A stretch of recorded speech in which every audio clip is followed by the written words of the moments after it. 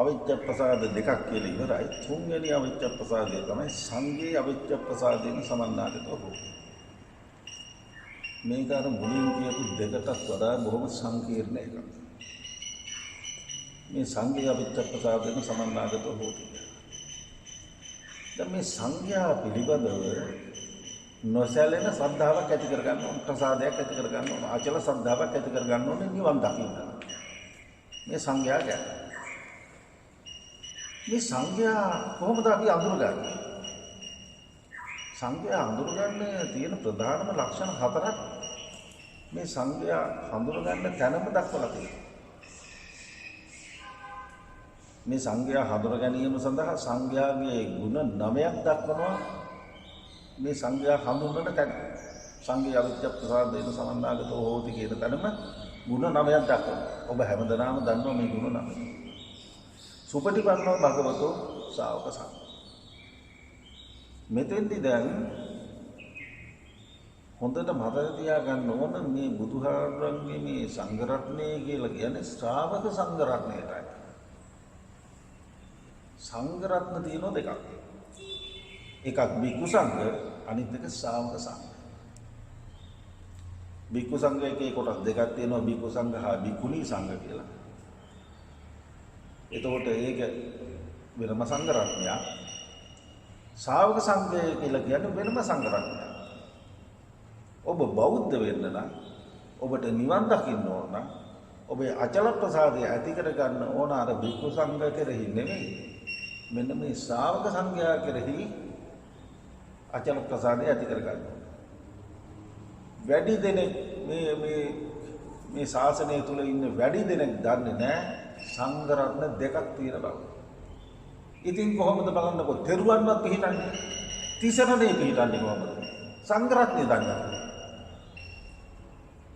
එහෙනම් අඩුවක් තියෙනවා. අඩුවක් තියෙනවා. දැන් මේ හිස මුඩු කරලා සිවුරු දාගත්ත පමණින් බිකු සංඝ වෙන්නේ නැහැ, ශ්‍රාවක සංඝ වෙන්නේ නැහැ. ඒකට අය එහෙම කියන්නේ හිස මුඩු කරලා මහාන වුණාම ඒකට කියනවා අපි සාමණේර කියලා. සාමණේරයන් වහන්සේ කෙනෙක් 20 වයස සම්පූර්ණ කරලා නම් උපසම්පදා වෙන්න පුළුවන්. උපසම්පදාවෙන් පස්සේ තමයි යා බිකු වෙන්නේ. අපිට ඕන තරම් මේ සූත්‍ර වල හම් වෙන උපසම්පාදේත මම් භන්තේ බිකු භාවය. අනේ හාමුදුරනේ මාව උපසම්පදා කරන්න භික්ෂු බව පිණිස කියලා. එහෙමනම් පේනවා භික්ෂු කියන වචනේ පාවිච්චි වෙන්නේ උපසම්පදාවෙන් පස්සේ. කෙසේ වෙතත් මට කියන්න ඕන ශ්‍රාවක සංඝ කියලා වෙන්නේ නැහැ. මහානවලන් උපසම්පදා වෙච්ච බවණින් පන්සලේ හිටිය බවණින් දානෙට පාංශු කුල්ලට පිරිතට බණට ගියපු බවණින් ওই බවණින් ශ්‍රාවක සංඝයා වෙන්නේ නැත. එහෙනම් කවුද මේ ශ්‍රාවක සංඝ? ඔන්න ශ්‍රාවක සංඝ. දැන් ඔබ සංඝයා වඳිනකොට වඳින්නේ සුපටිපන්නෝ භගවතෝ බිකු සංඝෝ කියලාද ශ්‍රාවක සංඝෝ කියලාද? කියන්නේ ශ්‍රාවක සංඝෝනේ. එහෙනම් ඔබ සරණ යා යුත්තේ ඔන්න ඔය කියන ශ්‍රාවක සංඝයා. බිකු සංඝයා නෙමෙයි. ශ්‍රාවක සංඝයා අඳුරගන්නේ කොහොමද? හරි ලේසි ක්‍රම ටිකක් තියෙනවා. සුපටිපන්නෝ භගවතෝ ශ්‍රාවක සංඝෝ. භාග්‍යවතුන් වහන්සේගේ මේ ශ්‍රාවක සංඝයා සුපටිපන්නයි. පළවෙනි ලක්ෂණය සුපටිපන්නයි. මොකද සුපටිපන්න කියලා කියන්නේ? සුපටිපන්න කියලා කියන්නේ යේ රාගස්ස පහනාය පටිපන්නා තේ ලෝකේ සුපටිපන්න. යේ යම් කෙනෙක් රාගස්ස පහනාය පටිපන්නා රාගය අඩු කිරීමේ වැඩ පිළිවෙලේ දැනට යෙදිලා ඉන්නවද? තේ ලෝකේ සුපටිපන්නයි. ඒගොල්ලෝ තමයි ලෝකේ සුපටිපන්නයි.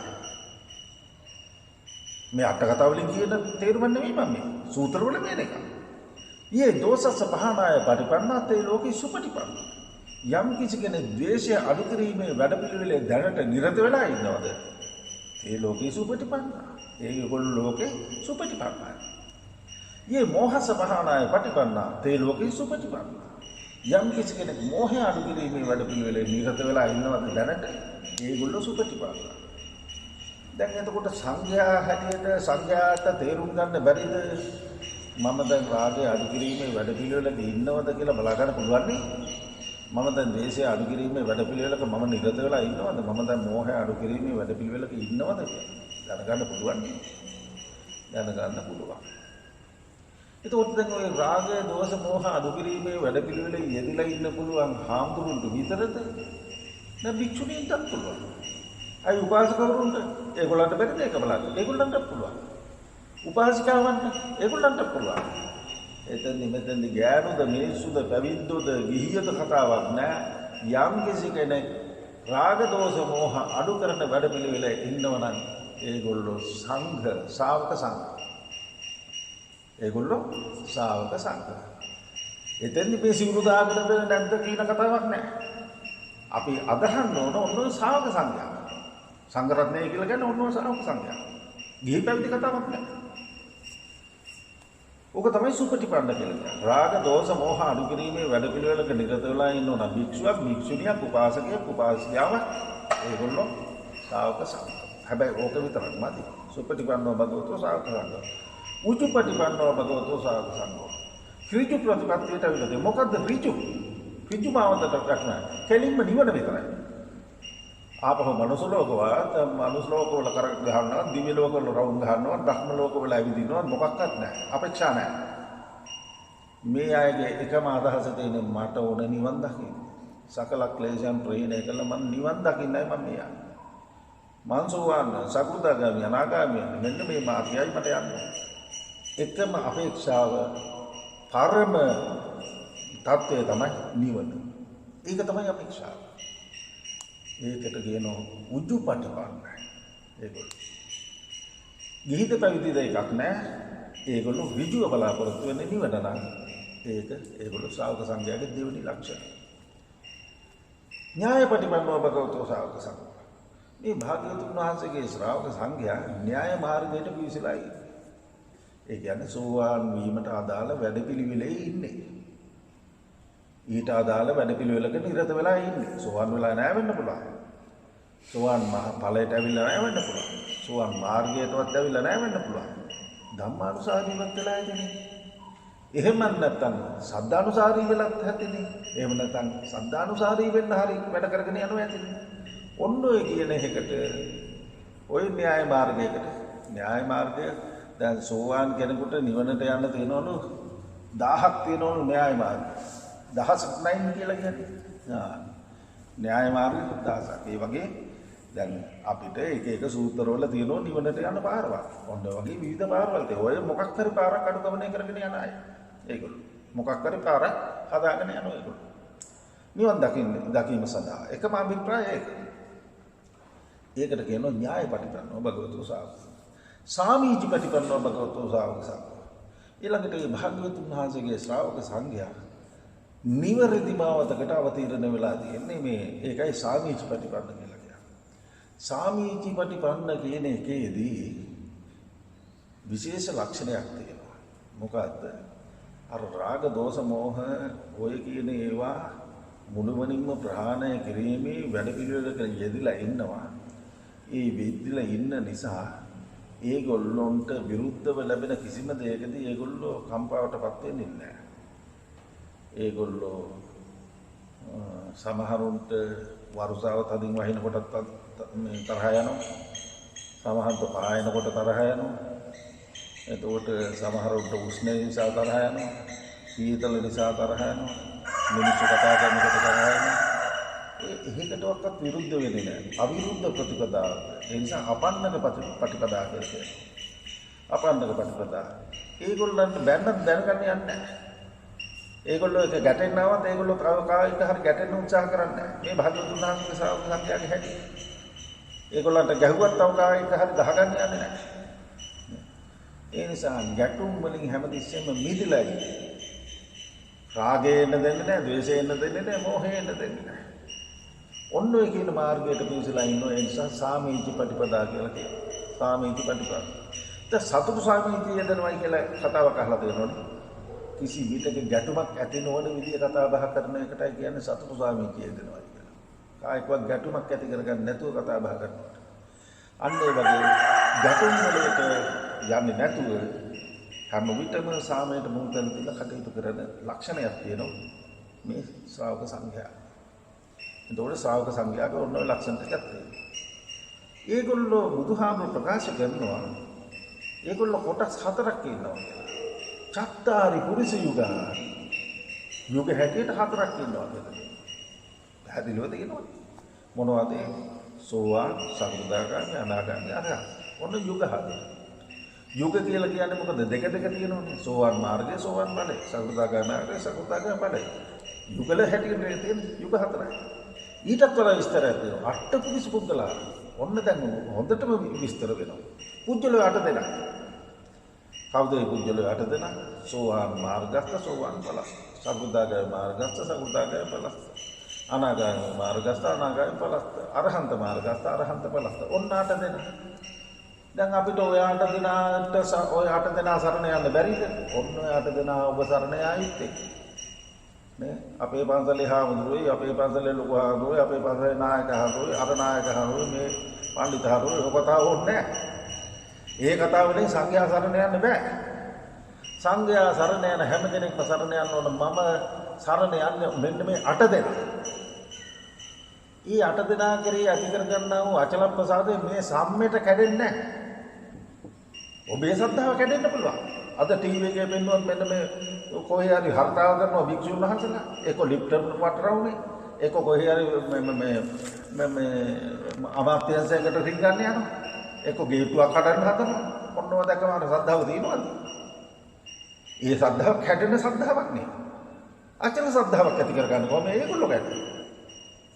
ඒ නිසා ඔබ සරණ යා යුත්තේ මෙන්න මේ 8 දෙනා. මෙන්න මේ 8 දෙනා සරණ යන එක මෙන්න මේක තේරුම් අරගත්තේ නැත්නම් ඔබ තාම දැනගෙන නැත්නම් ඔබට තාම තෙරුවන්වත් සරණ ගියපු නැති අය ඔබ මේ සංඝරත්නය ගැන දන්නේ නැත්නම් ඔබ තාම තෙරුවන් සරණ ගිහිල්ලවත් නැහැ. හොඳට මතක තියාගන්න. ඒ නිසා අදවත් තෙරුවන් සරණ යන්න පුරුදු වෙන්න. මෙන්න මේ සංඝරත්නය සරණ යන්න. මේ 8 දෙනා ඔබ දෙන යම්ම දෙයක් තියෙනවනම් මේ 8 දෙනාට දෙන්න. මේ 8 දෙනාට. දැන් තවත් පොඩි විස්තරයක් තියෙනවා මෙතන. ඒ මොකද්ද? මේ 8 දෙනාගේ කණ්ඩායම ආහුණෙයයි, පාහුණෙයයි, දක්ෂිණෙයයි, අංජලිකරණෙයයි. මෙතන තියෙන්නේ ඒගොල්ලන්ගේ විශේෂය. ඒගොල්ලන්ට දුන්නාම ඒගොල්ලන්ගේ සුදුසුකම් ටිකක්. ඒගොල්ලන්ට දුන්නාම බොහෝ ප්‍රයෝජන වෙනවා, බොහෝ ලාභ ලැබෙනවා, බොහෝ වැඩ සිද්ධ වෙනවා. ඒගොල්ලන්ගේ තියෙන සුදුසුකම් ටිකක් තියෙන්නේ මේ ආහුණෙය කියලා. ආහුණෙය කියලා කියන්නේ කොච්චර ඈත ඉඳන් හරි ඔන්න ඔය 8 දෙනා හම්බ වෙන්න, කොයින් එක්කෙනෙක් හරි හම්බ වෙන්න, කොච්චර ඈත ඉඳන් හරි මොනවා හරි යමක් අරගෙන ඇවිල්ලා දැකලා දීලා වැදලා යන්න වටිනවා. ආහුණෙය කිව්වේ ඒකයි. පාහුණෙය කියලා කියන්නේ අහම්බෙන් හරි කොහෙද හරි දැක්කොත් එවලට ආගන්තුක සත්කාරය. එවලට මේ කඩේකින් එකක් අරගෙන පූජා කරන්න. එවලක කඩේකින් මේ මොනවා හරි බීම එකක් අරගෙන පූජා කරන්න. එහෙම වටිනවා. ආගන්තුක සත්කාර කරන්න වටිනවා. අහම්බෙන් ගෙදර ළඟට පිළිපිරිස ආවොත් මොනවා හරි තියෙන දෙයක් දෙන්න වටිනවා. මහත්ඵල මහාන සංස්කෘතිය. අන්න පාහුණෙයයි. දක්ෂිණෙයයි. මොනවා හරි යමක් දක්ෂිනාව සඳහා මොනවා හරි යමක් දෙන්න පින් සත්කාගෙන මොනවා හරි යමක් දෙන්න ඕනයි කියලා හිතනවනම් අන්නේ පින් තකා දෙන ඕනෑම දෙයක් දෙන්න මෙන්න මේ 8 දෙනා උපරිම සුදුසුකම් ලැබෙනවා. ඒකට කියනවා දක්ෂිනාර්හයි. දක්ෂිනේ. අංජලිකරණීයයි. මොකුත් නැත්තම් අත් දෙක එකතු කරලා වඳින්න හරි. අත් දෙක එකතු කරලා වඳින්න හරි සුදුසුයි මේ 8 දෙනා. එහෙනම් ඔන්න ඔය 8 දෙනාටයි ඔබ අත් දෙක එකතු කරලා වඳින්න. ඊළඟට කියනවා ඒගොල්ලන්ගේ තත්ත්වය කොහොමද කියලා. මොකක්ද ඒගොල්ලන්ගේ තත්ත්වය? අනුත්තරම් පුඤ්ඤක්ඛේතල් ලෝකස්. ලෝකයට අනුත්තර වූ පින්කෙතක් ඔය 8 දෙනා. ඇයි? කෙතෙයි කියලා කියන්නේ මිනිසුන්ට ගොවියෙකුට කෙතක් කියලා කියන්නේ Tamanට තියෙන ලොකුම වස්තුවනේ. කෙත මොකටද පාවිච්චි කරන්නේ? හොඳ මටිනා මොනවා හරි ධාන්‍ය ටිකක් වපුරලා ඒකෙන් උපරිම ප්‍රයෝජන ගන්නනේ. එහෙනම් මෙන්න වපුරනෝ නම් කෙත. මෙන්න මේ අෂ්ටාරි පුජ්‍යල මහා සංඝරත්නය මොනවා හරි වපුරනෝ නම් හොඳට මේකෙන් ලාභ ලබන්න පුළුවන්. කෙත මේක. අන්න පින් කර නැත්තන්ට උසස් කෙතක් නිසා මේක අනුත්තරම් පුඤ්ඤක්ඛේතක් කියලා කිව්වේ. එහෙම නැතුව මේ 8 දෙනා පින් කරනවායි කියලා අදහසක් මේකේ නෑ. පින් කර නැත්තන්ට කෙතක් මේක හොමුරා. අනුත්තරම් පුඤ්ඤක්ඛේතක් ලෝකස්ස. ලෝකයටයි කෙත වෙන්නේ. පුණ්‍යක් ඇත්ත වෙන්නේ ලෝකයට. එහෙම නැතු ඒ ඇත්ත පින් කරනවා කියන අදහසක් මේකෙන් එන්නේ නැහැ. සමහර කෙනෙක් ඔකල්ලා යොහම. ඒගොල්ලෝ පින් මේ පින් කැත කියලා කියන්නේ පින් කරන නිසායි කියලා. ඒ නිසා වර්ධව වටහා ගන්න එපා ඒකට. ඒ නිසා අනිත් අයට පින් කැතක් වෙනවා. දැන් මෙතෙන්දි ප්‍රශ්නයක් ඇති වෙනවා. මොකක්ද? දැන් මිනිස්සු හිතන්න පුළුවන්. අනේ දෙයියනේ ඕක තමයි එහෙනම් ආශ්‍රාර්ය පුජ්‍යල මහා සංඝරත්නය කියන්නේ ඒකක් තමයි. ඉතින් දෙයියනේ අපි දැන් අඳුරගන්නේ කොහොම මේකක්? අහලා දෙන්න ඔබ වහන්සේ ආශ්‍රාර්ය පුජ්‍යල මහා සංඝරත්නයද කියලා අහුව කියනවද? අහුව කියන්නේ නැහැ. ඒ තත්ත්වයකටපත් වෙලා ණය බෝඩ් ගහන්නේ නැහැ. ඒගොල්ලෝ කොයිවත් ප්‍රසිද්ධ කරන්නේ නැහැ. මම මේ දැන් සෝවාන් කෙනෙක්, මම දැන් සකෘදාගාමී කෙනෙක්, මම අනාගාමී කෙනෙක්, මම රහතන් වහන්සේ කෙනෙක්, මෙන්න මට ගෙනත් දියල්ලා. ඔහොම කියන්නේ නැහැ ඒගොල්ලෝ. මෙන්න වඳිනවා නම් ඇවිල්ලා මට වඳින්න. එහෙම කියන්නේ නැහැ ඒගොල්ලෝ. අපිට එහෙම කිසිම මේ එහෙම තරක් එහෙම කියන්නේ කියපු තරක් අපිට පේන්නේ නැහැ. සමහර කෙනෙක් ඉන්නවා මේ බුදුහාමුදුරන්ගෙන් උපදෙස් අරගෙන ගිහිල්ලා රහත් වෙලා තියෙනවා. තමන්ගේ ගුරුවරයාත් එක්ක ගිහිල්ලා බුදුහාමුදුරන්ගේ උපදෙස් ගන්න. ආයි සොළු කෙනෙක් නෙමෙයි මේ සරියුත් හාමුදුරන්ගේම ගෝලෙක්. ඉතින් කරන් ගිහිල්ලා මේ බුදුහාමුදුර ළඟට ගිහිල්ලා උපදෙස් අරගෙන මේ කමටහන් අරගෙන ගිහිල්ලා සතියකින් දෙකකින් රහත් වෙනවා. රහත් වෙලා ඇවිල්ලා මේ තමන්ගේ ගුරුවරයාටත් කියනවා අර කියපු විදිහට මම දැන් වැඩ කරගෙන යනවා කියලා. බුදුහාමුදුරන්ට ගිහිල්ලා වැඳලා එනවා. මේ බුදුහාමුදුර මට පිළිහිටුණා. මට හුඟක් එපා වෙලා හිටියේ. මට මේ මාර්ගය කියලා දුන්නා. මම මේ මාර්ගය දැන් හොඳට ගමන් කරනවා. හැබැයි රහත් වෙච්ච බව කියන්නේ නැහැ. බුදුහාමුදුරන්ට කියන්නේ නැහැ. තමන්ගේ ගුරුවරයාට කියන්නේ නැහැ. ඔන්න හැටි. ඉතින් මේ ඒ නිසා ඉතින් මේ තමන්ගේ ගුරුවරයාට කියන්න පුළුවන් ඕන. බුදුහාමුදුර ළඟට ගිහිල්ලා කියන්න පුළුවන්. බුදුහාමුදුරන් පස්සේ අපිට සූත්‍ර වල හම් වෙන ඕන තරම් කට්ටිය ගිහිල්ලා ආනන්ද හාමුදුරන්ට කියනවා. මේ තමන්ගේ රහත් බව, තමන්ගේ මාර්ගඵල වලටපත් වීම. කෙසේද? දැන් මෙතන ගැටලුවක් එනවා. මේ 8 දෙනාට අපි දෙන්නේ කොහොමද? 8 දෙනා හොයන්න යන්න එපා. දකින්න ඕනෑම හාමුදුරු කෙනෙක්, ඕනෑම පුංචි හාමුදුරු කෙනෙක්. ඔන්න ඕනෑම හාමුදුරු කෙනෙකුට පූජා කරන්න මම මේ පූජා කරන්න අෂ්ටාර්ය පුජ්‍යල මහා සංඝරත්නයටයි. මම මේ දොහොත් මුදුන් නම් දීලා নমස්කාරය කරන්නේ අෂ්ටාර්ය මහා සංඝරත්නයටයි. අෂ්ටාර්ය පුජ්‍යල මහා සංඝරත්නයටයි. මට මගේ වන්දනාවට මේ උදව් වුණා. ඒකට සහයෝගය ලබා ගන්න පුළුවන් මේ පොඩි හාමුදුරු දැක්ක නිසා මට අනුග්‍රහ පිණිස මේ හාමුදුරු කෙනෙක් මෙතෙන්ට වැඩියා. ඒ නිසා මට මේ අතේ තියෙන මේ ගිනි පෙට්ටිය පූජා කරන්න පුළුවන් උන්වහන්සේට. මේ අතේ තියෙන ඊටිපන්දම හඳුන් කෝරු පැකට් එක උන්වහන්සේට මට පූජා කරන්න පුළුවන්. මේ හඳුන් කෝරු පැකට් එක අෂ්ටාර්ය පුජ්‍යල මහා සංඝරත්නයට පූජා වේවා කියන හැඟීමෙන් අර පොඩි හාමුදුරන්ට පූජා කරනවා. එච්චරයි. ඕනම හාමුදුරු කෙනෙකුට ඕනම තරකදී බස් එකේදී හරි ඔබේ හිතේ තියෙන්න ඕන මම මේ මෙතන ඉන්න හාමුදුරුවෝ කියන විශ්වාසය නෙමෙයි. මම මේ දෙන්නේ අෂ්ටාර්ය පුජ්‍යල මහා සංඝරත්නයට. එතකොට දැන් මේ සාංගික දාන දෙන්නේ කියලා මිනිස්සු පුරුදු වෙලා ඉන්නවනේ. අටපිරිකර පිරිකර අරවා මේවා ලට්ට ලොට්ට උස්සගෙන ඇවිල්ලා ඔහම පූජා කරන මේ වාක්‍යයක් කියලා.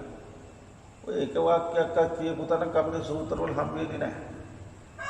මේ යෙදරට පින්ඩපාතයාව හාමුදුරුන්ට පූජා කරනවා අෂ්ටාර්ය පුජ්‍යල මහා සංඝරත්නයටයි මම මේ පූජාව පවත්වන්නේ කියලා හැඟීමෙන් දාන හැන්දක් බෙදනවා. ඒක සාංගිකයි. ආයි මේ හාමුදුරු කෙනෙක් වාක්‍යයක් කියවන්න ඕනේ නැහැ. මිනිස්සුන්ට කියන්න බැරි නිසා තමයි මේ හාමුදුරු කියවන්න. දැන් මේ මිනිස්සු හිතන් ඉන්නවා හාමුදුරු කියුවේ නැත්නම් මේක සාංගික වෙන්නේ නැහැ කියලා. වතුර බෝතලේ හරි අරගෙන ගිහිල්ලා අරගෙන යන ගමන් කවුරු හරි හාමුදුරු කෙනෙකුට දෙන ගමන් ඉතින් හිතනවා නම් මම මේ දෙන්නේ අෂ්ටාර්ය පුජ්‍යල මහා සංඝරත්නයටයි කියලා. ඒක සාංගිකයි. ඕක කරගන්න බැරි වෙලා තියෙන මිනිස්සුගේ මේ පඬිතකම නිසා. ඒක මිනිසුන්ට කවුරු හරි එහෙම කියලා එහෙම හැඩගැහිලා නැත්තම් මොන වතුර බෝතලයක් සංඝීව පූජා කරන්න පුළුවන්. පන්සලට මේ හැමදාම ගේන දානේ මේ ගෙදර ඉඳලා හිතාගෙන ආවම හරි මම මේ අෂ්ටාර්ය පුජ්‍යල මහා සංඝරත්නයටයි පූජා කරන්නේ ඔච්චරයි. ඔච්චරයි. ඕක කරගන්න බැරි වෙලා තියෙන මිනිස්සුන්ට මේ පඬිතකම නිසා. ඒක අටපිරි කරගෙන ඕනේ කියලා හිතනවා. මේ මට නම් තාම අහුවෙලා නැහැ කිසිම සූත්‍රයක මොන පොතකවත් සාංගික දානයක් සාංගික කිරීම සඳහා අටපිරි කරක් අවශ්‍යයි. මම මේ දේශනාව අහගෙන ඉඳලා බැනුම් අහන්නත් වෙයි සමහරට. බයිනෝන හාමුදුරුවෝ බයින්නේ. ඉතින් ඒක මට අදාළ නැහැ. නමුත් කිසිම සූත්‍රයක මම දැකලා නැහැ මෙන්න මේ පිරිකර ඕනේ කියලා. නේ මේ පිරිකර මේ වැඩේට මේ පිරිකර. මහාන වෙන්න යන කෙනෙකුට අට පිරිකරක් අවශ්‍යයි. වෙනවනම් මම නම් දන්නේ නැහැ වෙන මොකටද අට පිරිකරක් ඕන කරන්නේ. දැන් මිනිස්සුන්ට අට පිරිකර මදියලා 12 පිරිකර 16 පිරිකර මේක කීයකින් නවතිද්ද? 108ක් ගන්න බැරි නැහැ. ඒ නිසා ඒව මෙතෙන්ට අදාළ ඒවා නෙවෙයි. අපි දන්නේ නැති ඒවා. අපිට සූත්‍ර වල හම්බෙන්නේ නැති ඒවා. මොකක් හරි අතේ තියෙන වතුර බෝතලේ නම් මම මේ වතුර බෝතලේ පූජා කරන්න අෂ්ටාංග පුජන මහා සංඝරත්නයටයි කියලා ඕනෑම හාමුදුරු කෙනෙකුට පූජා කළාම ඕක මහත්ඵල මහානිසස්සයි අෂ්ටාංග පුජන මහා සංඝරත්නය තමයි ලැබෙන්නේ. හොඳයි. දැන් ඔය 8 දෙනා හැම කෙනෙක්ම ඔය 8 දෙනාගේ කල්ලියට අයිති වෙන්නේ නැත්තම් ඔය 8 දෙනාට අයිති නොවන පිරිස හුඟක් ඉන්නවනේ. ඒගොල්ලන්ට අයිතියක් නැහැ නේද? එතකොට සාංගික කිසි දෙයක් අයිතියක් නැහැ. සාංගිකව පූජා කරපු කිසිම දෙයක් අර 8 දෙනාට අයිති කිසිම දෙයක් 8 දෙනාගේ කල්ලියට අයිති නැති අනිත් අයට තව ඉන්නවනේ භික්ෂුන් වහන්සේලා. ඒගොල්ලන්ට කිසිවක් අයිති නැත. කිසිවක් අයිති නැහැ. දැන් දෙයනේ එතකොට සාංගිකව දීපුවා ඒගොල්ලන්ට අයිති නැති වුණොත් ඒගොල්ලන්ට මොකද යන කලදක්ස? ඔන්න ඔතෙන් ප්‍රශ්නයක් ඇති වෙන්න පුළුවන්. ඒගොල්ලන්ට කොහොමද? ඒ හැම භික්ෂුවක්ම හැම හාමුදුරු කෙනෙක්ම හැම භික්ෂුණියක්ම මහාන වෙලා තියෙන්නේ මොකටද? සබ්බ දුක්ඛ නිස්සරණ නිබ්බාන සත්‍ය කරණත්තාය ඒතං කාසාවං ගහෙත්වා පබ්බජ්ජං දේතමේ බන්තේ අනේ හාමුදුරනේ මාව මහාන කරන්න මට නිවන් දකින්න කියලාමයි ඇවිල්ලා ඉන්නේ. මහාන වෙන්නේම ඔහොම කියලා. එහෙනම් අපිට කියන්න බෑ ඒගොල්ලෝ අපේක්ෂා විරහිත පිරිසක් කියලා. ඒගොල්ලෝ ඇවිල්ලා මහාන වෙලාම ඉන්නේ මහානකම ඉල්ලලා තියෙන්නේම නිවන් දකින්නයි කියලා. පොරොන්දුවක් තියෙනවා. පොරොන්දුවක් ඇතිව ඇවිල්ලා තියෙනවා. නිකන් නෙවෙයි මේ දහස බුද්ධනා ඉන්න තැන ওই පොරොන්දුව කියන්නේ. ඒකට වැහෙන්න. එතකොට එහෙම ඉල්ලගෙන ඇවිල්ලා ඉන්නේ මේ මහානකම.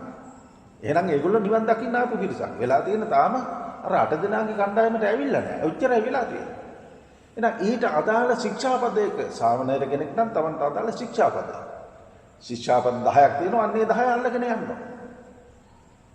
ඒ 10 අල්ලගෙන යන්න. එතකොට උපසම්පදා වෙච්ච භික්ෂුවක් නම් උපසම්පදා සීලය අල්ලගෙන යන්න ඕනේ යා. මොකටද? සෝවාන් වෙන්න බලන්න. එතකොට මම හිතනවා මම පෞද්ගලික හිතනවා මේ ඉන්න භික්ෂුන් වහන්සේලා සෝවාන් වෙලා නැත්තම් සෝවාන් වෙන්න වැඩ කරගෙන යනවා ඇති කියලා. එහෙනම් අන්නේ බුදුහාමුදුරුවෝ කියපු විදිහට ඒ ආකාරයට සීලය අල්ලගෙන යනවනම් සීලය විතරක් නෙවෙයි සීලයක් ප්‍රත්‍යවේක්ෂාව. මොකද ප්‍රත්‍යවේක්ෂාව? අපි දන්නෝනේ කෑම කන වෙලාවට ප්‍රත්‍යවේක්ෂා කරන්න තියෙනවා. සිවුරු බලඳින වෙලාවට ප්‍රත්‍යවේක්ෂා කරන්න තියෙනවා. ඒ වගේම සේනාසන පරිශීලනය කරනකොට ප්‍රත්‍යවේක්ෂා කරන්න තියෙනවා. ඇයි? අපිට හම් වෙන දානේ සාංගික දාන හම් වෙන්නේ. අපිට හම් වෙන සිවුරු සාංගික කරපුවා හම් වෙන්නේ. අපි ඉන්න පන්සල සාංගික කරපු ඉඩමක්. සාංගික කරපුවා සේරම අයිති බුදුපසේ බුදුමහරහත් උත්තමයන්ටනේ අර 8 දෙනාටත් එක්ක. එතකොට ඊට අදාළ නැති කට්ටියක් නම් ඒකේ ඉන්නේ. ඒගොල්ලන්ට ලේසි වෙයිද එතන ඉන්න? මේ අපි දැන් මේ කතා බහ කරන මේ ගොඩනැගිල්ලත් එක්ක මේ පොළවක් සාංගික කරපු ඉඩමක් නේ. සාංගික කරපු ඉඩමේ කියන්නේ බුදුහාමුදුරුවෝ ඇතුළු බුදුපසේ බුදුමහරහත් උත්තමයන් ඇතුළු අර 8 දෙනාටනේ අයිති. ඉතින් 8 දෙනාට අයිති නැති එක්කෙනෙක් මේක නටන්න ගියොත් එහෙම ඒක සෙල්ලමක් වෙනවා. 8 දෙනාට අයිති නම් මට මේක කොහේ හරි ඕන තැනක ඉන්න පුළුවන් මම ඒ 8 දෙනාට අයිති නම්. අයිති නැත්තම් අන්න මට අයිති සීලයක් තියෙනවා මේ සීලය අල්ලගෙන ඉන්න ඕන මම. ඒ සීලයත් එක්ක ප්‍රත්‍යවේක්ෂා 4ක් තියෙනවා. කීර පින්නපාත සේනාසන ගිලාන ප්‍රත්‍ය ඔය 4ට අන්නේ ප්‍රත්‍යවේක්ෂා ටිකක් අල්ලගෙන තමන්ට අයිති සීලයක් අල්ලගෙන හිටියොත් අන්නේ අයිතිය තියෙනවා අර 8 දෙනාට හම්බෙච්ච පරිශීලනය කරන්න. අයිතියක් තියෙනවා. ඒ අයිතියට කියනවා දායාජ්‍ය පරිභෝගය කියලා. මොකද්ද දායාජ්‍ය පරිභෝගය කියන්නේ? දායාදයක් හැටියට පරිභෝග කරන්න පුළුවන්. අපි පරිස්සම් වෙන්න ඕන. අපි සාංගික කරපු දාණය පාවිච්චි කරන්නේ සාංගික කරපු සිවුරු පරිශීලනය කරන්නේ ඊළඟට අම්මා තාත්තා දීපු සිවුර නම් ඒතේ සාංගික නෙමෙයි මට දීපු එකක් නේ ඒක. ඒකේ අවුලක් නැහැ. නමුත් මේ සාංගික කරපු තැන් වලින් නේ මේව ලැබිලා තියෙන්නේ. එහෙනම් පරිස්සම් වෙන්න ඕන. අපිට බුදුරජාණන් වහන්සේ වදාරනවා මහණෙනි අනුන් අත් දෙක එකතු කරලා වඳින වන්දනාවට පාත්‍ර වෙන්න එපා සීලයක් නැත්තම්. ඊට වඩා හොඳයි ගුටි කාලා මැරෙන්න එක. තතෝ නිදාන මරණ පිළිගක්කේ. ගුටි කාලා මැරෙන්න පුළුවන්. Tamanta අයිති නැති අර 8 දෙනාට අර උත්තරම 8 දෙනාට වඳින සීලයක්. ඊට කිසිදු සුදුසුකමක් නැතුව ඒ වන්දනේ ඒ උත්තරමයන්ට අයිති වන්දනාවක් බාර ගන්නවා කියන එක සුළුපටු වැඩක් නෙමෙයි. ඒකයි කිව්වේ තතෝ නිදාන නිකච්ච දෙන මරණ පිළිගක්කේ. මරණ මත්තන්වා දුක්ඛ. ඒකට ගොටි කෑවහම මැරෙන්න පුළුවන් මාරාන්තික දුකකටපත් වෙන්න පුළුවන්. හැබැයි නිරේ යන්නේ නැහැ. ඒක වටිනවා. නිරේ යන්නේ නැහැ ගොටි කෑවයි. මලයි කියලා හෝ ලෙඩ වුණා කියලා හෝ අසනීප වුණා කියලා හෝ අඬක් කැඩුණා කියලා හෝ නිරේ යන්නේ නැහැ. අරක එහෙම නෙමෙයි. ඉස්සරහටයි වන්දනාවක් ගත්තොත් ඒක දීර්ඝ කාලයක් තිස්සේ දුක් විඳින්න සිද්ධ වෙන නිරේ ගිහිල්ලා දුක් විඳින්න සිද්ධ වෙන කාරණා. එහෙනම් අන්තිම භයානක අඩියක ඉන්නවා අපි මේ 8 දෙනාට අයිති නැත්තම් ඒ 8 දෙනාට අයිති ඒවා අපි පරිශීලනය කරනවා නම් අපි බොහොම පරිස්සම් වෙනවා. සාංගික කරපු දානයක් වළඳනවා නම් ඒ වගේම සාංගික කරපු ඉඩමක නම් අපි ඉන්නේ මේ හැම පන්සලක්ම සාංගික කරපුවා. අර 8 දෙනාට අයිති දීපුවා. සාංගික කරලා පූජා කරපු සිවුරක් නම් අපි පරිශීලනය කරන්නේ. එහෙම දීපු ගිලම්පසක් ගිලාන පාත්‍යය බේසජ්‍ය පරික්කාර මොනවා හරි දෙයක් නම් අපි පාවිච්චි කරන්නේ.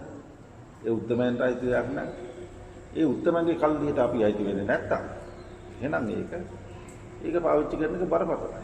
හැබැයි Tamanta අයිති සීලය ආරක්ෂා කරගෙන යනවා නම් ඔය හතරදීම ප්‍රතිවේක්ෂා කරලා සිව්පසේ පාවිච්චි කරනවා නම් අන්න ඒකට කියනවා දායජ්‍ය පරිභෝගය.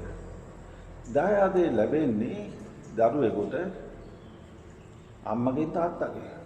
ප්‍රවේණිකතව අම්මට තාත්තට අයිති දේවල් දූ දරුවන්ට අයිති. එතකොට මේ 8 දෙනාට පූජා කරපු එක අපිට අයිති වෙන්නේ කොහොමද? අයිති වෙන ක්‍රමයක් තියෙනවා. ඒ කියන්නේ හැම භික්ෂුන් වහන්සේ කෙනෙක්ම මහාන වෙන්නේ බුදුහාමුදුරන්ගේ ශාසනයේ බුදුහාමුදුරන්ගේ ගෝලෙක් හැටියට. ඒ නිසානේ අපිට බුද්ධ පුත්‍රයෝ කියලා කියන්නේ. එතකොට එක පැත්තකින් අපේ අම්මා වගේ බුදුහාමුදුරුවෝ මෑණියන් වහන්සේ කියනවා. අනිත් පැත්තෙන් බැලුවාම බුදු පියාණන් වහන්සේ. අම්මා අපිව පෝෂණය කිරීම කරනවා අම්මා තාත්තා දෙන්නම. එකක් මානසික පෝෂණය, ගුණ ධර්ම වලින් අපිව පෝෂණය කරනවා. අනිත් පැත්තෙන් ශාරීරික කැම්බීම, ඇඳුම් පැළඳුම් වස්ත්‍ර, ඒ වගේම සෙනසුන් වලින් ගෙවල් දොරවල් ඒ වයින් අපි පෝෂණය කරනවා. ඔය පැති දෙකක් තියෙනවා පෝෂණය, කායික හා මානසික. ඔය පෝෂණ දෙකම සිද්ධ වෙනවා මේ ශාසනයේ ඉන්න අයට. අපිට කැම්බීම, වස්ත්‍ර, ඉඳුම් හිටුම් ඒවා හම්බ වෙනවා එක පැත්තකින්. ඒකට මාර්ගය පාදලා තියෙනවා. අනිත් පැත්තෙන් අපිට නිවන දක්වා හිත දියුණු කරගෙන යන්න මානසික දියුණුව ඇති කරලා තියෙනවා.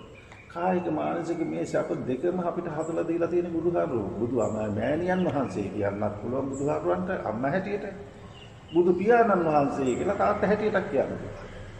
ඒ නිසා බුදුහාමුදුරන්ගේ ගෝලවලට කියනවා බුද්ධ පුත්‍රයෝ. ඉතින් අපේ තාත්තත් අම්මත් අපේ බුදුහාමුදුරුවෝ. ඒ නිසා බුදුහාමුදුරන්ට අයිති දේවල් දූලට පුතාලට අයිති. ඔන්නෝක තමයි දායජ්‍ය පරිභෝගය කියලා කියන්නේ. අම්මට තාත්තට අයිති දේවල් පුතාලට අයිති. හැබැයි එහෙම පුතාට හැටියට පෙනී හිටිනවා නම් දූල හැටියට පෙනී හිටිනවා නම් අනිවාර්යයෙන්ම අන්නර බුදුහාමුදුරුවෝ කියපු සීලයෙන් යුක්තව ඉන්න ඕන. ප්‍රතිවේක්ෂා කරලා සිව්පසේ පරිශීලනය කරන්නට ඕනේ. අපි සෝවාන් මාර්ගයට හරි එනකම්. ඒකට සෝවාන් වෙනකම්වත් ඒ ටික කරගෙන යන්න ඕනේ. එහෙම වුණොත් තමයි අර 8 දෙනාට අයිතිව පරිශීලනය කරන්න පුළුවන්. යම් කිසි කෙනෙක් බැරි වෙලාවත් සීලයක් නැතුව මේ සංඝයාට අයිති මොකක් හරි පරිශීලනය කරොත් අයහන දෙයක් නෑ. අපි පන්සලේ ඉන්නේ, අපි සිවුරු අඳින්නේ, සාංගික දාන පාවිච්චි කරන්නේ, සිව්පසේ අනුන්ගෙන් හම්බෙන ඒවා, සංඝිකව හම්බෙන ඒවා. එහෙම හම්බෙන ඒවා නම් පරිශීලනය කරන්නේ සීලයක් නැතුව පරිශීලනය කරොත් ඒක ප්‍රතිඵලය කොහෙද විඳින්න වෙන්නේ? නිරේ. මැද සසරින් බේරෙන්න කියලා මහාන වෙලා සීලයක් නැතුව හිටියොත් එහෙම නිරේ ගිහිල්ලා උපදින්න සිද්ධ වෙන්නේ. පින තියෙනකම් මේ මහානකම මෙහෙම ඉන්න පුළුවන් මැරෙනකම්. මැරිච්ච ගමන්ම ගිහිල්ලා යතහපතන් නික්කිතෝ එවන් නිරේ උස්සලගෙන හිටියවා වගේ නිරේ. ඔන්න වෙදදී. ඕකට කියනවා තෙය්‍ය පරිභෝගය. සංඝයාට අයිති දේවල් හොරෙන් පරිශීලනය කළා ඔන්න ඔකට විපාකේ තමයි ලැබෙන්නේ. ඒකට කියනවා තෙය්‍ය පරිභෝගය. දැන් දායාජ්‍ය පරිභෝගය මම මුලින්ම කිව්වා. දැන් මේ කිව්වේ තෙය්‍ය පරිභෝගය. එතකොට ඕකේ මුල්ම පරිභෝගය සාමි පරිභෝගය. මුල්ම එක. සාමි කියලා කියන්නේ අයිතිකාරයා, හිමියා. සාමි පරිභෝගය කියලා කියන්නේ බුදුපසේ බුදුමහරහතන් වහන්සේලා ඇතුළු 8 දෙනා තමයි නියම පරිභෝගකරුවෝ. ඒ ඇත්තන්ට පූජා කරන එක, ඒ ඇත්තන්ගේ පාසිරුන්ට යෙදෙන එක, ඒකට කියනවා සාමි පරිභෝගය. සීලයක් නැතුව මේක පාවිච්චි කරොත් ඒකට කියනවා තෙය්‍ය පරිභෝගය. සීලයක් ආරක්ෂා කරගෙන ඒ වුණාට ප්‍රත්‍යවේක්ෂාව අමතක වුණොත් ඒකට කියනවා ඉන පරිභෝගය. ණයට කෑව වෙනවා. ණයක් ගත්තොත් ගෙවන්න වෙනවද නැද්ද? අනිවාර්යෙන් ගෙවන්න වෙනවා. එහෙනම් ප්‍රත්‍යවේක්ෂාව අමතක වුණොත් එහෙම ඉන පරිභෝගයට අහු වෙනවා. ණයට කෑව වෙනවා. ඒ ණය ගෙවන්න වෙනවා. ණය ගෙවන්නේ කොහොමද? මේ භවයේ හෝ වෙනත් භවයකදී හෝ කවදා හරි නිවන් දක්නා ජාතියක් වහම මුරකාරයෙක් වෙලා මුර කරලා, වැඩකාරයෙක් වෙලා වැඩ කරලා, හරකෙක් වෙලා බර ඇදලා, ඒ වගේම බල්ලෙක් වෙලා බුරලා ආරක්ෂා කරන්න ගිහිල්ලා මොනවා හරි ක්‍රමයකින් ණය ගෙවන්න වෙනවා නම් ඒකට කියනවා ඉන පරිභෝගය. හැබැයි ඉන පරිභෝගයට අහුණා කියලා නිරේ යන්නේ නැහැ. හැබැයි අන්න අර ණය ගෙවන්න වෙනවා. එහෙනම් පරිභෝග හතරක් තියෙනවා. සාමි පරිභෝගය, තෙය්‍ය පරිභෝගය කියලා කිව්වේ සීලයක් නැතු සාමි පරිභෝගය කියලා කිව්වේ අර 8 දෙනාට බුදුපසේ බුදු මහරහත් උත්තමයන් ඇතුළු 8 දෙනාට අයිති ඒවා. 8 දෙනාගේ සුද්ධ වූ අයිතියටයි සාමි පරිභෝගය කිව්වේ. ඉන තෙය්‍ය පරිභෝගය කියලා කිව්වේ සීලයක් නැතුව පරිභෝගය කළා තෝරින් පරිභෝගය කළා වෙනවා. ඒක විපාකේ නිරේ. ඉන පරිභෝගය කියලා කිව්වේ සීලය තියෙනවා ඒ වුණාට ප්‍රත්‍යවේක්ෂාව අමතක වෙලා තියෙනවා. ණයට කෑව වගේ ණය ගෙවන්න වෙනවා සංසාර පුරාට. දායජ්‍ය පරිභෝගය කියලා කියන්නේ තමන් සෝවාන් වෙලාවක් නැත්තම් ඒ මාර්ගයේ අනුගමනය කරමින් ගමන් කරනවා. හැබැයි තාම සෝවාන් වුණේ නැහැ. හැබැයි සීලය අල්ලගෙන යනවා. ඒ වගේම ප්‍රතිවේක්ෂාව අල්ලගෙන යනවා. ඒ දෙක අල්ලගෙන ගියොත් අන්න බුදුහාමුදුරුවෝ කියපු විදිහට වැඩ කටයුතු කරන බුද්ධ පුත්‍රයෙක් වෙනවා. බුද්ධ පුත්‍රයාට තාත්තගේ පුතාට ලැබෙන එක පාවිච්චි කිරීමේ අයිතිය තියෙනවා. ඒකට කියනවා දායාජ්‍ය පරිභෝගය. මේ පරිභෝග හතර වැදගත්කම කොච්චර වැදගත්ද කියනවනම් ඒ වැදගත්කම නිසාම සාමණේර බණ දහම් පොතේ මුලින්ම දක්වලා තියෙනවා. කරණි පොත්වල හැම එකම දක්වලා තියෙනවා මහාන වෙන්නේ ඉස්සෙල්ලා ඉඳලම මෙන්න ඔයා මහාන වෙන්න කලින් බලා ගන්න මෙන්න මේකට ආවා වගේ නෙවෙයි මෙන්න මේ විදිහට කටයුතු කරන්න ඕන නැත්නම් මේකේ තියෙන බරපතලකම මේකයි කියලා. සාමණේර බණ දහම් පොතටම දාලා තියෙනවා මුගටම. නමුත් අද වෙනකොට ඒ ඉගෙන ගන්න මහාන වෙන්න බලාපොරොත්තු වෙන ළමයාට ඒ දැනුම ලැබෙන්නේ නැහැ. මහාන වුණාට පස්සේ සාමණේර අවදීදී යාට ඒ දැනුම ලැබෙන්නේ නැහැ. මොන කෙනෙකුකින් හම්බෙලා නැහැ. සමාජ පන්සලේ ගුරුවරයා හිතනවා ඇති පිරිවෙනේදී හම්බෙයි කියලා. පිරිවෙනේ ගුරුවරු හිතනවා ඇති පන්සලේ ලොකුහාටෝ කියලා දෙයි ඔය පරිභෝග හතර ගැන කියලා. නිකන් අසරණිය පිරිසක් ගිහි වෙලා ඉන්නවා නිරයට තල් වෙලා යන. මේ හතර දන්නේ නැතු. මේ හතර වැදගත්කම නිසාම ඔහම දක්වලා තියෙනවා මුල් කාලේ හිටපු ඇත්ත සාමණේර බණ දහම් පොතටම ඇතුල් කරලා තියෙන පරිභෝග හතර. මේකේ තියෙන බරපතලකම නිසා. එතකොට මට දැන් කියන්න ඕනකම තිබුණේ මෙන්න මේ විදිහට අපි මේ හොඳට තේරුම් ගන්න ඕන මේ අෂ්ටාර්ය පුජ්‍යල මහා සංඝ රත්නය කියලා කියන්නේ අර ශ්‍රාවක සංඝයාටයි භික්ෂු සංඝයා වහන්සේට නෙමෙයි භික්ෂු සංඝයා වහන්සේට ඒව පරිශීලනය කිරීමේ සැබෑ අයිතිය සාමි පරිභෝගයක් නෑ. සාමි පරිභෝගයක් ලැබෙන්නේ අර 8 දෙනාට අයිති වුණොත් විතරයි. 8 දෙනාට අයිති නැත්තම් තමන් දන්නවනේ මම කවුද කියන මම දන්නවනේ. එහෙනම් මම දැනගන්න ඕන මම ඉන්න අවධිය මොකද්ද? මම කොතෙන්ටද යන්න ඕන? මම කොහොමද ඉන්න ඕන කියලා. හැම කෙනෙක්ම දැනගෙන ඉන්න ඕන. ඒ නිසා දායකත්ව හැටියට ඔබ ඒව දැනගෙන ඉන්න ඕනේ නැහැ. ඔබට ගිහිල්ලා අහන්න බෑ පන්සලේ ලොකු හාමුදුරන්ගේ ඉඳලා ඔබ වහන්සේ 8 දෙනාට අයිතිද? අනිත් හාමුදුරුවෝ අයිතිද? පොඩි හාමුදුරුවෝ අයිතිද? ඒව අහන්න ඕනේ නැහැ. ඔබට තියෙන්නේ ඔබ දෙන දෙයක් අෂ්ටාර්ය පුජ්‍යල මහා සංඝ රත්නයට දෙන්න. වතුර බෝතලේ දුන්නා. ඒක ආයි සාංගික කරන වාක්‍ය කියන්න ඕනේ නැහැ. හිතාගෙන දෙන්න මම මේ දෙන්නේ අෂ්ටාර්ය පුජ්‍යල මහා අපිට අවිල්ල කියන්න ඕනේ නැහැ. මට මේ සාංගික දානයක් දෙන්න ඕනේ. ඔබ දෙන ඕනම එකක් සංඝයාට කැපසරු ඕනම එකක් ඔබ හිතාගෙන දෙන්න මම මේ අෂ්ටාර්ය පුජ්‍යල මහා සංඝ රත්නයටයි දෙන්න කියලා. ඒක සාංගිකයි. දැන් අද කරන දාන වාක්‍ය කිව්වත් සාංගික වෙන්නේ නැහැ. ඇයි හේතුව? හේතුවක් තියෙනවා. සාංගික දාණය දෙන්න ඕනේ කියලා ඕක තියෙන චේතනා තුනක්. పూర్ව චේතනා තියෙනවා. ඒ වගේම මුංචන චේතනා තියෙනවා, අපර චේතනා තියෙනවා. పూర్ව චේතනා කියලා කියන්නේ දානයක් දෙන්න පෙර ආතුව ඇති වෙන අදහස. ඒ අදහස හොඳයි ඇත්තට. හැමෝම කල්පනා කරනවා ලබන මාසේ අපි සාංගික දානයක් දෙන්න ඕනේ. ඒක පිළිසිදුයි. හැබැයි අර මේ දෙන්න සූදානම් වෙලා කල්පනා කරනවා අපේ දානෙට දොඩම් පහල මහානාගාරුවත් වඩම්මා. ඊරි වැටි ලොකු හාමුදුරුවෝ පඬිතුහාරුවෝ ඒ දෙන්නක් වඩම්ම ගන්නවා. ඔන්න මේ තීරණය කරනවා. දැන් ඔබ දෙන්න කාටද? ඔබ සාංගික දානයක් දෙන්න කාටද? දෙන්නේ අන්න අර අෂ්ටාරි පුජ්‍යන මහා සංඝරත්නයටනේ. බුදු පසේ බුදු මහරහත් උත්තමයන්ටනේ ඔබ දෙන්නේ. අර 8 දෙනා ඇතුළු ওই කට්ටියටනේ දෙන්නේ. දැන් ඔබට දොඩම් පහල පන්සලෙන් හොයා ගන්න පුළුවන්ද ඔය 8 දෙනාට වඩා හොඳ කෙනෙක්? එහෙම නැත්නම් ඔය 8 දෙනාගෙන් කවුරු හරි මෙහි ඉන්නවා කියලා දැනගෙන ඔබට අහෙන් ගෙන්න ගන්න පුළුවන්ද? ඔබට හොයන්න බෑනේ. ඊරි වටින් ඔබට හොයා ගන්න පුළුවන්ද හොඳ කෙනෙක්? ඔබ කොහොමද අඳුරන්නේ? දැනගන්නේ කොහොමද? දැන් ඔබ දෙන්නේ අර 8 දෙනාට නම් ඔබ මොකටද තව කොහොමද හොයන්නේ? හොයන්න යනකොටම සාංගික ඔතනින්ම ඉවරයි. ඔබ හොයන්න යන්නේ ඔබ දන්නව නිසානේ. ඒ නිසා ඔබ අවම වශයෙන් ඔබ දැනගන්න ඔබ දෙන්නේ මෙන්න මේ 8 දෙනාටයි බුදුපසේ බුදු මහරහත් උත්තමයන් ඇතුළු අන්න අර 8 දෙනාටයි අපි දෙන්නේ අෂ්ටාරි පුජ්‍යල මහා සංඝ රත්නයටයි දෙන්නේ. ඔබට හොයන්න බෑ මේ දොඩම් පහලින් හරි එහෙම නැත්නම් ඊරි වැටින් හරි එහෙම ඔබට හොඳ එක්කෙනෙක් හොයන්න බෑ. ඒ නිසා අද ඔන්න ඔය විදිහේ විකාරයක් තමයි මේ සාංගික දානය කියලා කරන්නේ මිනිස්සු. ඇත්තටම කියනවනම් සාදයක් කරන්නේ. මොකද සාදයේ සාද කියන්නේ හාදකමට දෙනේවනේ. අර පන්සලේ හාඳුර අඳුරන මේ හාඳුර හඳුරන. ඉතින් ඔන්න ඒ වගේ මහාන් තත්ත්වය පෙන්වන්නේ එක්ක මහානායක හාඳුර නමක් වඩම්මගෙන එහෙම නැත්නම් අහවල් නායක හාඳුර ගෙන්නගෙන අහවල් පඬිත හාඳුර ගෙන්නගෙන මේ හාඳුර මෙච්චර ප්‍රසිද්ධයි ඒ හාඳුර ගෙන්නගෙන ඔන්න ඒ වගේ මොකක් හරි සෝබන වැඩක් නේ ඔය කරන්නේ.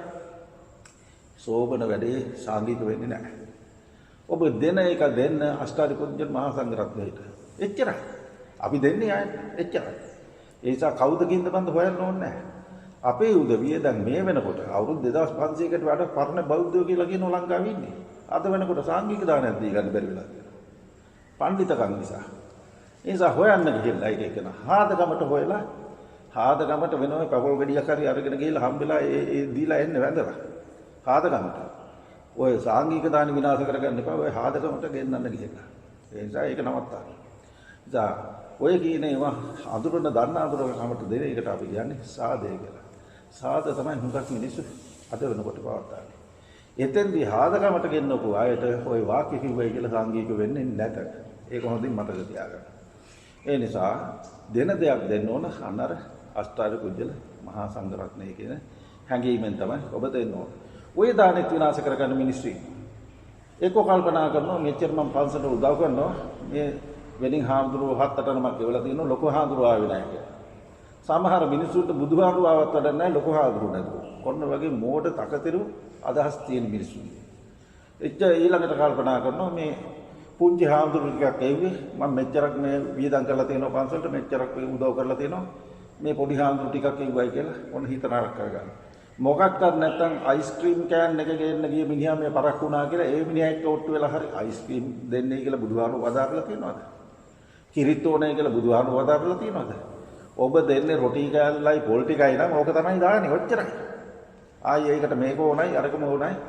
මේ සමහර මිනිස්සු කියනවා මේ අනේ මේ අඩුපාඩුවක් වුණා නම් සමා වෙන්න කියලා. ඔයගොල්ලෝ දෙනේවනේ අපි වළඳන්නේ. ආයි ඕකට සමාව ඉල්ලන්නේ මොකද?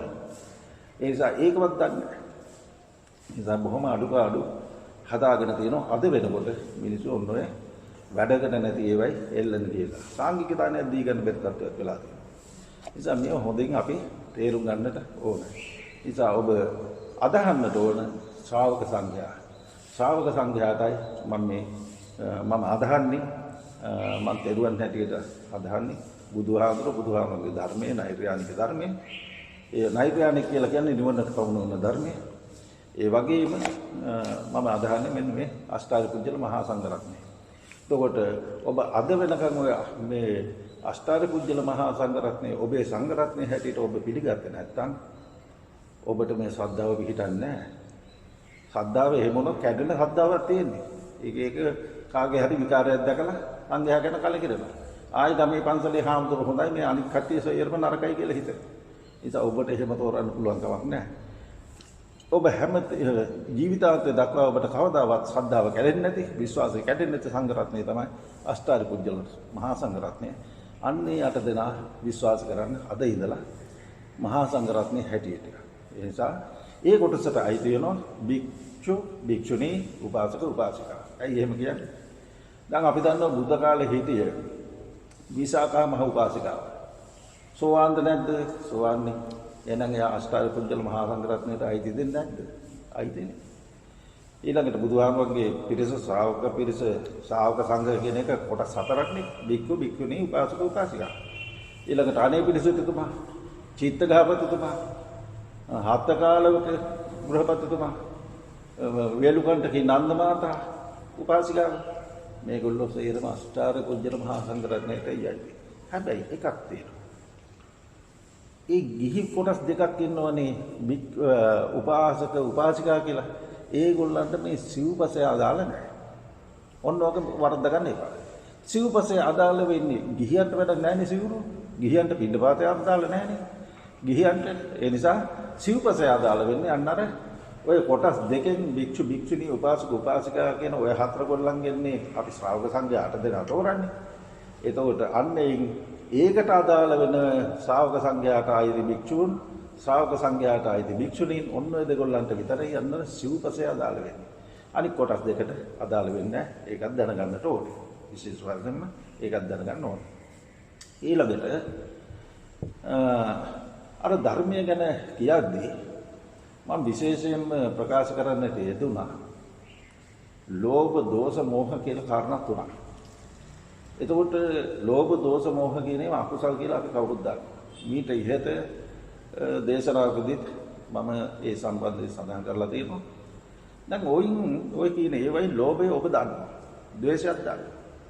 ඔබට මෝහය ගැන යම්කිසි පැටලීමක් ඇති සමහරට. මොකද්ද මේ මෝහය කියලා කියන්නේ? මෝහය කියලා කියන්නේ ඇත්ත ඇති සැටියෙන් අඳුර ගන්න තියෙන අමාරුකම්, බැරිකම. ඇත්ත ඇති සැටියෙන් අඳුර ගන්න තියෙන බැරිකම. මොකද්ද මේ ඇත්ත ඇති සැටියෙන් අඳුර ගන්න බෑ කියලා කියන්නේ? ඔබ දකින්නේ ඇත්තටම දකින්න දේවල් ඇත්ත ඇති සැටියෙන්ම නෙවෙයි. පේන එක හැමතිස්සෙම මායාවක්. පේන එක, ඇහෙන එක, දැනෙන එක ඔවසේරම බොහෝ විට මායාවක්. බොහෝ විට. මේ මායාව විනිවිද ඇත්ත දකින්න පුරුදු වෙන්න ඕනේ. දැන් අපි නිදසුනක් ගමු. ඊටාම තරුණ වියේ ඉන්න තරුණියක්. ඊටාම ලස්සන රූප සෞන්දර්යයෙන් යුක්ත තරුණියක්. හරි එහෙම නැත්නම් එවැනි තරුණයෙක් ඔන්න දකින්න. මේ දැකීමත් එක්ක කල්පනා වෙනවා මොනතරම් සුන්දරද? මොනතරම් ලස්සන අංගපසංගක් තියෙනවද? මොනතරම් වර්ණ සෞන්දර්යයක් තියෙනවද? ඔන්න එයා කෙරෙහි බැඳෙන්න පුළුවන්. ඒ තරුණයා කෙරෙහි හෝ ඒ තරුණිය කෙරෙහි ඔබේ හිත බැඳෙන්න පුළුවන්. ඒ මොකද ඔබට පේන ටිකෙන් තමයි ඔබ මේ ලක්ෂණ දකින්නේ. ඔබ හොඳයි කියලා තීරණය කරන්නේ. ඔබ සුන්දරයි කියලා හිතන්නේ.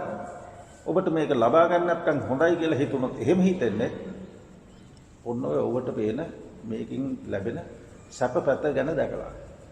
ඇත්ත දැකලා නෙමෙයි. මොකද මේ ඇත්ත දකින්නවයි කියන්නේ? ඇත්ත දකින්නවයි කියලා කියන්නේ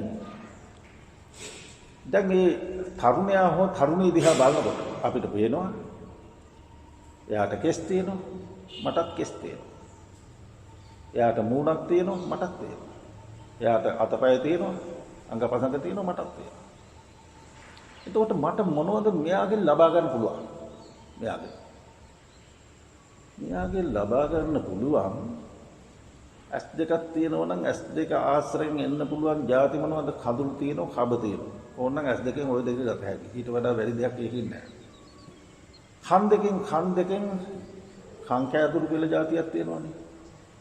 අන්න ඒව ඕනනම් ගත හැකි. වෙන ගන්න දෙයක් නැහැ. නාහෙන් ඕන හොටු ගන්න පුළුවන්. වෙන ගන්න පුළුවන් දෙයක් නෑ. ඊළඟට කටින් කෙල ගන්න පුළුවන්. ඕන සෙම ගන්න පුළුවන්. කෙල සහ සෙම නොගන්න පුළුවන්. වෙන මොනවද ගන්න පුළුවන්? වැටුනම දත් ගලවට ගන්න හැකියි. වෙන ගන්න දෙයක් නෑ. ඊළඟට මුළු ශරීරය හැටියට ගත්තොත් ශරීරයේ හැමතැනම හරියට දැලක් පොරව ගත්තා වගේ මේ හැම රෝම කූපයක් මේ රෝම කූප කියලා කියන්නේ හැම ලෝම ගහක් පාසාම සිදුරක් තියෙනවා. ඒක ලොකු කරලා බලලා කණ්ණාඩියකින් බැලුවොත් පේනවා නිකන් පොල් වලවල් වගේ වලවල්. ওই වලවල් වල චූටි ඇහැට පේන්නේ නැති ඉතාලම සියුම් සතුන් ඉන්නවා. මේ ශරීරය ඇතුළෙත් ඉන්නවා සතුන් පිටත් ඉන්නවා. එතකොට ඔය හැම රෝම ලෝම ගහක් පාසාම සිදුරක් තියෙනවා. අපි වෙහෙස වෙලා මහන්සිලා වැඩ කරනකොට දාඩිය පිට වෙන්නේ ඔන්න ඔය සිදුර වලට. ඒ නිසා අපිට ඕන නම් දාඩියක් ගන්න හැකියි. දාඩිය. ඔය කියපු බඩු ටික සේරම මගේ ළඟ නැද්ද? මගේ ළඟත් ඒවා තියෙනවා. මගේ ළඟ තියෙන්නේ ඒක. තවත් මොනවද ගන්න පුළුවන්? තව ඕන මල, මූත්‍රා, ඒ වගේම නොපැසවපු ආහාර, ඔන්න ඔය වගේ ඒවා ටිකක්. තුවාලයක් තියෙනවා නම් හැරව, ඇඟේ සිදුරු කරලා උනල්ලේ. ඔන්න ඔය ටික නේද අපිට ගන්න පුළුවන්. එතකොට ඔබ ඇත්තම බැලුවොත් ගන්න පුළුවන් ඔය ටික නේද?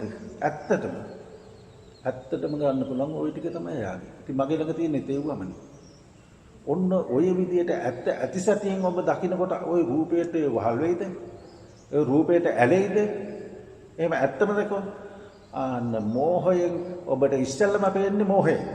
මුලා වෙලා. හරිම ලස්සනයි, හරිම සුන්දරයි. බලන්නකෝ ගමන, බලන්නකෝ බලන හැටි, බලන්නකෝ hina වෙන හැටි. මොනතරම් සුන්දර. ඔන්න ඔය ටිකක් තමයි ඔබට මෝහයෙන් පේන්නේ. හැබැයි යථාභූතෙන් ඇත්ත ඇතිසතියෙන් මෝහය තුරන් කරලා බලනකොට පේනවා මෙලෝ දෙයක් ගන්න දෙයක් නැහැ. මගේ ළඟ තියෙනවම තමයි උන්ද ළඟ තියෙන්නේ. ඊට වඩා බැරි දෙයක් නැහැ. ඔන්න මෝහය දුරු කරන හැටි. හැම දෙයකම ඔහොමයි. කොයි එකෙත් එහෙමයි. තව පැත්තක් මං කියන්නේ. දැන් බුදුරජාණන් වහන්සේගේ දේශනාවකම තියෙනවා යාකෝ භික්ඛවේ අජ්ජත්තිකා පඨවි ධාතු. මහණෙනි මේ අපේ අභ්‍යන්තරයේ තියෙන පඨවි ධාතුව. මේ ඇඟේ තියෙන අපේ පඨවි. ඇටකටු, කෙස්, මේ දත්, මේ ආදී දේවල් නියපොතු මේවා පඨවි ධාතු. යාචකෝ බාහිරා පඨවි ධාතු. බාහිරත් තියෙන පඨවි ධාතු. පඨවි ධාතු රේවේසා. මේ දෙකම මහණෙනි පඨවි ධාතුවමයි. මේ දෙකම පඨවි ධාතුව මහ පොළොවටයි අයිති. මගේ ඇඟේ තියෙන පඨවි ධාතුව. ඇඟේ බාහිර මේ මේසේ, මේ ගොඩ නැගිල්ලේ, මේ මහ පොළොවේ, මේ ගස් කොළන් වල අර වාහනේ හැම එකෙමත් තියෙන පඨවි ධාතුව. එතකොට බාහිරත් තියෙන පඨවි ධාතුව, මගේ ඇඟත් තියෙන පඨවි ධාතුව. මේ පඨවි ධාතුව අයිති මහ පොළොවට. ඉතින් ඒකෙන් කොටසක් මට අයිති වෙන්නේ කොහොමද? හිතන්නකො. ඇඟේ තිබුණයි කියලා ඒක මගේ කියලා කියන්නේ. මේ කෙස් කියනවා පඨවි ධාතුව. දැන් කෙස් මගේ නම් මට ඕන හැටියට පවතින්න බෑ. එහෙම මෙන් ඉදීගෙන එනකොට එපා ඉදෙන්න කිව්වම නවතිනවා. නැහනේ. එහෙනම් බුදුහාරෝ ඒක දේශනා කරනවා. න ඒ ධම්මම මේ මගේත් නෙමෙයි. න ඒසෝ හමස්මි මේ මමත් නෙමෙයි. නමේසෝ වක්තා ඒව මගේ ආත්මයක් නෙමෙයි. මගේ පාලනය තුල ඒක නැහැ. මට අවශ්‍ය විදිහට පාලනය කරගන්න බෑ. මගේ කේස් ගහයි දෙනක මට නවත්ත ගන්න බෑ. එහෙනම් මගේ කියන්නේ. එහෙනම් ඔන්න ඔය විදිහට කල්පනා කරලා බැලුවා වෙනවා. මගේ ළඟ පඨවි ධාතුවක් තියෙනවා. බාහිරත් පඨවි ධාතුවක් තියෙනවා. පඨවි ධාතුව ආයිති මහ පොළොවට, මේ පෘථුවියට. ඒකින් කෑල්ලකට විතර කොහොමද මගේ කියලා කියන්නේ?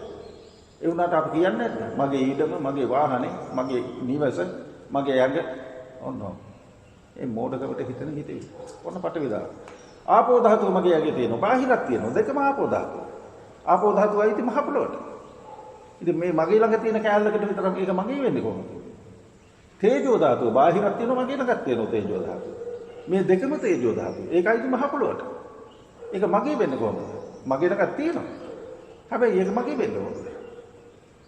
ඔන්න ඇත්ත ඇති සැටින් බලන්න හැටි. ඊළඟට වායෝ ධාතුව. මේ අහසේ මේ හැමතැනම වායෝ ධාතුව තියෙනවා. ඒකට මේ ඒකයි මේ පෘථිවියට වායෝ ධාතුව. ඊළඟට මගේ ළඟ තියෙනවා. ඒ මගේ ළඟ තියෙන කැලේ විතර කොහොමද මට අයිති වෙන්නේ? එතකොට ඔය පඨවි ආපෝ තේජෝ වායෝ ඕවයි හැදිච්ච ඒවා මගේ කියලා ලේබල් ගහලා ওই විදිහට සකස් කරගෙන නැද්ද? මගේ මුද්දර උඩ අස්සම් කරලා ඔය සකස් කරගෙන ඔක්කු හැටියට මේ මගේ කියලා මේ මෝඩකම කියලා වෙන්නේ නිසා ඔන්න ඇත්ත ඇති සැටි මෝහේ දුරු කරලා බලනවා කියන්නේ. ඒ නිසා මෝහයත් හොඳට තේරුම් ගන්න ඕනේ. මෝහය හොඳට තේරුම් ගත්තට පස්සේ හරියටම මෝහය අඩු කරගත්තොත් ලෝභ දෝෂ ඉබේම අඩු වෙනවා. අර ඉස්සෙල්ලා අර කාන්තාවට අර තරුණියට හෝ තරුණයාට ඇලුම් කළේ ලෝභනේ. ඇල්ම ලෝභ. ඒ අර ඇත්ත ඇති සැටියෙන් දකින්නකොට ඒ ලෝභය අඩු වුණාද නැද්ද? අඩු වුණානේ. අන්න ඒකෙන් තමයි කියන්නේ මෝහය අඩු වුණොත් ලෝභය ඉබේ අඩු වෙනවා. ඒ විතරක් නෙවෙයි ද්වේෂය උනත් එහෙමයි. අර තරුණියට දැන් අපිට ඇල්ම ඇති වෙච්ච වෙලාවේ අර තරුණයාට හොය තරුණියට ඇල්ම ඇති වෙච්ච වෙලාවේ මේ ළඟ ඉන්න කෙනෙක් කිව්වා මේ බලුකූප බලන්නද මෙතෙන්ට ආවේ. ඔයාගේ ඇස් පේන්නේ නැද්ද? ඔයාට පේන්නේ නැද්ද ඒගොල්ලෝ මේ ලස්සනයි කියලා? අන්න එයත් එක තරහ වෙනවා. අපි ලෝභකම් කරන එකට තව කෙනෙක් ඒකට විරුද්ධව කතා කරොත් අන්න අපිට ද්වේෂය ඇති වෙනවා. හැබැයි ඇත්ත ඇති සතියෙන් අපි ඒ රූප දිහා බලනකොට අපිට අර ලෝභය අඩු වෙනවා වගේම අර අනිත් එක්කෙනා කරේ තියෙන ද්වේෂයත් අඩු වෙලා යනවනේ. නිසා හරියට මෝහය දැනගත්තොත් ලෝභ දෝෂ ඉබේ අඩු වෙනවා. හරියට මෝහය තේරුම් ගන්න බැරි නම් ලෝභ දෝෂ ටික අඩු වෙගෙන යනකොට මෝහය ඉබේ අඩු වෙනවා. හැබැයි ඊට වඩා වේගවත් මෝහය හරියට ඇත්ත ඇති සතියේ යතහභූත ඥාන දර්ශන කියන එක හරියට ඇත්ත ඇති සතියෙන් දැනගත්තොත් අරව ඉබේම නැති වෙලා යනවා. ඒ නිසා ලෝභ දෝෂ මෝහ ඉවත් කරන්න කරන හැම දෙයක්ම කුසල. ඒ වයින් තමයි අපිට නිවනට ලං වෙන්න හැකියාව ලැබෙන්නේ. ඒ නිසා දැන් මේ අපි ප්‍රකාශ කරන්නට යෙදුනේ සංගේ අවිච්ඡප්පසාදේන සමන්නාගතෝ හෝති කියන මෙන්න මේ කොටස.